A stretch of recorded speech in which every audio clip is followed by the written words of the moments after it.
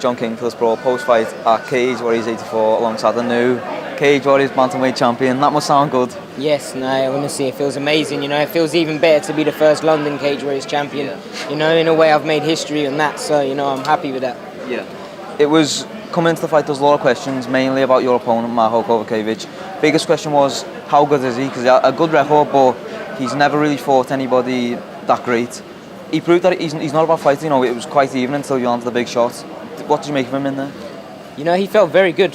Very good. When he went for them takedowns, I could feel he had really good grappling. But I've been doing so much grappling to defend his game. And I feel like I've got the best teammates I could possibly have to get ready for an opponent. So I think Marko is a very talented fighter, and I think he'll go all the way. But there was no way that someone was taking this from me tonight. Yeah.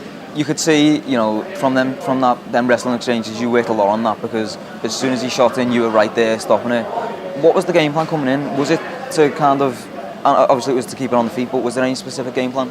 No, there's no specific game plan. When I'm training now, I'm just trying to be a complete fighter, So I'm not, people think I'm just a striker. I'm not. I just like to strike, And if I've never needed to take someone down. So until I need to take someone down, why bother? I'll keep it standing and I'll knock them out. And I could tell he wanted to scrap, then he wanted to get the takedowns, So I knew when he couldn't get them takedowns, he was forced to scrap with me. And like I said, no one was scrapping and taking this away from me tonight. Yeah. I suppose from a fan standpoint, the biggest knock on you is you are the prospect, and when it gets to that big stage, you you weren't good enough. We saw it last against Alan Philpott. Tonight you proved you are good. You are, at the moment the best in the Cage Warriors bantamweight division, and you have improved so much since even the last fight against Vaughan Lee. How far can you go? I believe I can go all the way. I believe that for a while now that I can literally go in there with the best guys in the world if I turn up. If I turn up with my A game, I can fight anyone in the world. But if I lose, I feel like I lose to myself. If you look at my losses, I don't feel anyone's ever beaten me. I feel like I've made a mistake. Yeah. With my Mike Cutting fight, I made a mistake, gave him my armbar, and that was it. If I fought him again tomorrow, I'll destroy the guy. Yeah. When I fought Alan Philpott, he caught my nose, broke it. In the third round, they decided to stop it. I've never gone in a fight and been outclassed and dominated. Yeah. So, I believe that if I turn up with my A game and I don't make mistakes, you could put me in there tomorrow with the best in the world, I'll beat him. Yeah. Let's talk about your nose, because we've seen it at the highest level with the likes of Henan Brow, Junior Santos. Not necessarily a specific injury, but when people take a lot of shots to a certain area, or a certain area takes a lot of damage, it doesn't recover the same. Do you feel that your nose is completely solid now and it's as good as it was before? Yeah, it's a little bit swollen, so it looks a little bit bigger. My girlfriend always gives me a hard time about it and says I've got a big nose. It wasn't this big like a year ago. But yeah, it's fine. I didn't need any operations or anything like that. Luckily, touch wood, it's not caused me any problems, So yeah, it's good. Yeah. What did it feel like? I know it's been a long build to this fight. You've wanted the title for a long time. To kind of finish that fight and to climb on top of the cage in front of your own. That felt amazing. I've never actually climbed on top of the cage. It's not really something I like doing. I always think, well, if I fall off, that would be embarrassing. But, tonight when I looked up and I literally saw everyone off their chairs, I thought, man, I've got to jump on that cage. It was honestly a dream come true. That's by far the best experience in my MMA career today. Yeah. Was there any point in that fight, as you said, that you felt really tough, and it was a very, very close fight? Was there any point where you thought you needed to change things up, or you may not have been ahead, or were you always confident?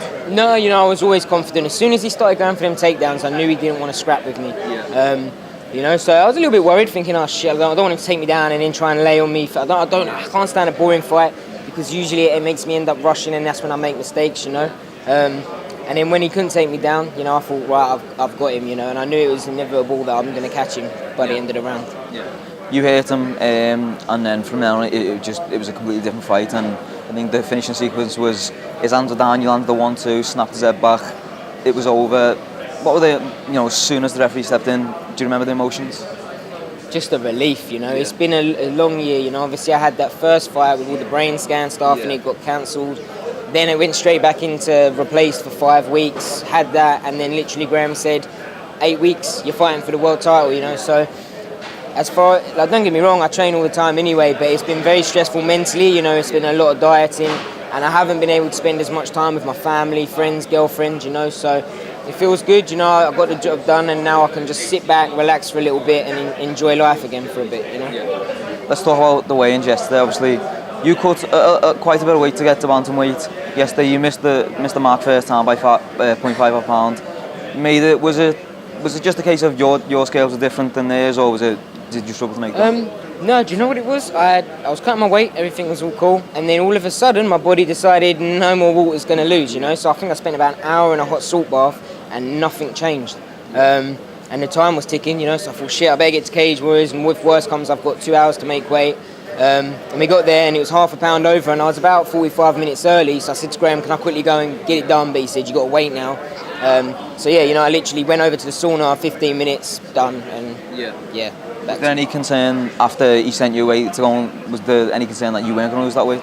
No, you know, I was just pissed off that I couldn't have a drink and I had to go into the gym, get in a sauna, etc. But yeah, half a pound, you know, and I got 2 hours to make it. So yeah, I had it done in 10 minutes. Yeah.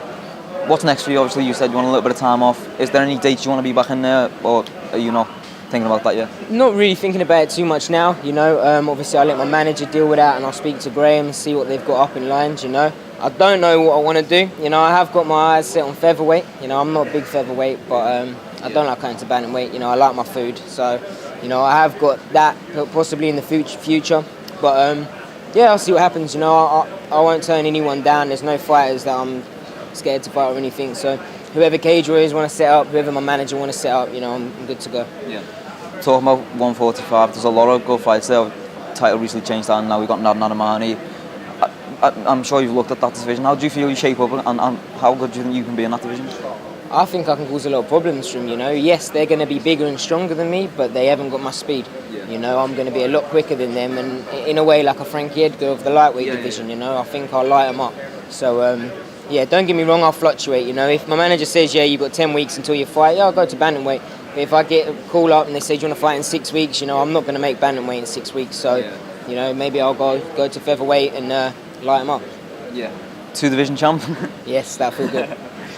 But I'm sure you know this, but with being a champion and having the belt, going to be a lot of people calling you out. Are you ready for that? Yeah, you know, I'm sure there's going to be loads of donuts on Twitter calling me out and stuff. But the thing is I know people are going to call me out now because they know I'm going to be having a break for a bit anyway, you know. So I'll let them call me out and whatever, but it's not going to get them anywhere. Before we go, anyone you do a shout out to? Yes, you know, the list will go on forever. So if I forget anyone, I'm sorry. But the main people, my dad, Brad Pickett, Mickey Pappas, Ashley Grimshaw, Austin Flood, Joe Miles, you know, all my coaches, they do so much for me. Honestly, my family, I can't thank them enough. My girlfriend, my mum, you know, everything they do for me.